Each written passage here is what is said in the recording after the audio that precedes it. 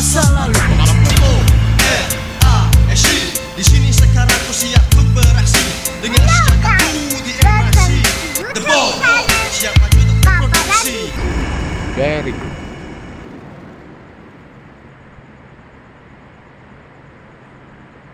So ayan, bati muna ako sa inyo ha. Magandang umaga, magandang tanghali, magandang gabi sa inyo lahat.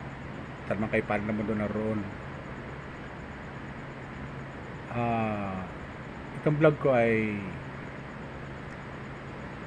comment ko lang to doon sa napad kong teleserye ng Batang Quiapo. What? Ito comment ko to doon sa teleserye ng Batang Quiapo. Alam mo itong kanang Batang Quiapo, mga viewers ko, alam nyo po, yung masasabi ko lang dito,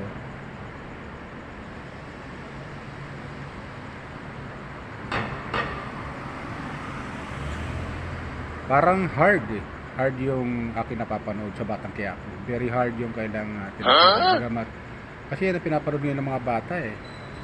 Maririnig mo sa kalye, pagkalitin ng mga ganong oras, nanonood ng Batang Quiapo.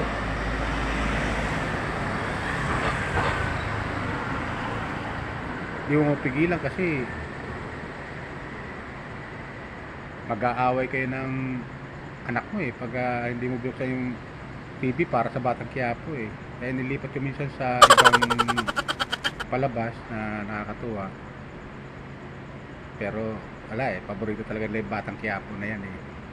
Dahil idol nga nila ito si Coco Martin als Tanggol. Idol nga nila. Pero masabi ko lang, masyadong hard talaga. Pero wala tayong magagawa eh. Tayo nakakaintindi mga matanda. Alam natin na teleserye yan. At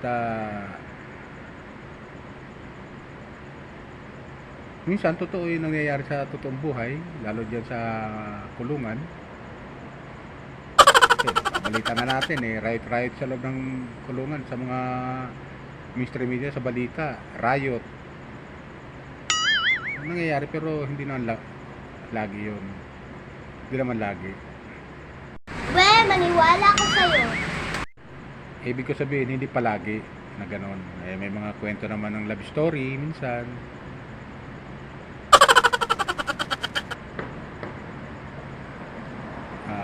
May kwento ng buhay na mahirap, mga ganon. Lalo naman, hindi naman lagi. Pero mas napapansin kasi ng tao o ng mga bata yung hard na ginagawa ng movie ng teleserye ng Batang Quiapo na yan. Masyadong hard talaga, pero wala talaga, ganun talaga ang totoo nangyayari sa tunay na buhay. Ganun talaga, pero hindi naman lagi yan. Wow! Tsaka bago pa naman ay palabas yung teleserye, may paalala naman yung MTRCB. Mga bata, kung manonood man, ay palalahanan. O maaari, panood. Pero hindi mo pipigilan eh. Gusto nila eh. Kaya karamihan sa mga bata gusto maging pulis, mga ganon. Wow! Gusto maging pulis. Pero kung ang pulis naman eh doon sa teleserye eh, binabar ng kriminal eh, medyo napapasama yung panonood ng bata. Kasi idol na nila mga pulis eh. Napapasama yata. Hindi mo mapigilan yung mga bata. Bagamat nakalagay sa MTRCB na palalahanan yung mga bata. I-guidance nga, i-guide. Kaya ginagawan lang, paminood, yan hindi totoo yan, anak, ganyan. Papalalahanan ko, hindi yan totoo anak na ganyan. Yan ay teleserye lang yan. Okay man. Mga ganyan, di yan totoo, palabas lang yan, mga ganon. Kaya yun lang na papaalala ko sa aking mga anak. Totoo ba yan? Kaya yan lang comment ko sa Batang Quiapo. Bagamat paganda ng paganda yung teleserye, pero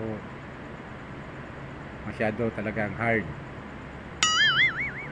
Lalo yung sa kulungan. Matindi yung hard talaga, masyado. Pero yan ay palabas lang, kaya yan papaalala sa mga bata. Tayo mga matatanda nakakaintindi na tayo dyan wala sa atin yan.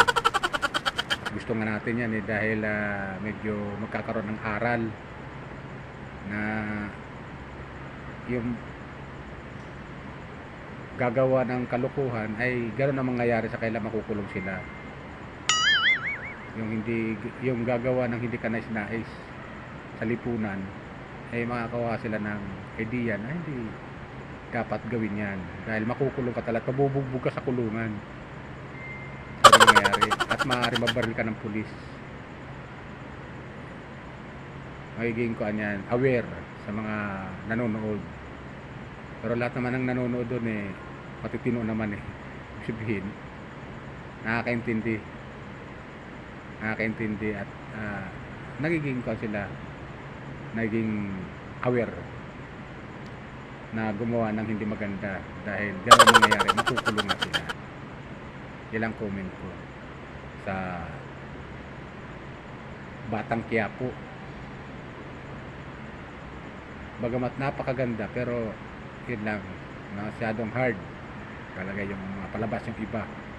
Pero tungkol sa pamilya, nandun halo-halo kasi, kaya maganda panoorin. Ikakaroon ka ng values. Sabi nga nila, yung nakikita mong maganda, kunin mo. Yung pangit, itapon mo, iwaglit mo. Yan ang mga pwedeng gawin ng isang tao na nanonood doon. Oh my God! Wow! Kaya yun lang yung comment ko sa napanood ko doon sa napapanood kong teleserye itong Batang Quiapo. Talagang very nice teleserye talaga. Napakagandang teleserye. Magamat na yung mga hard, pero okay lang. Mga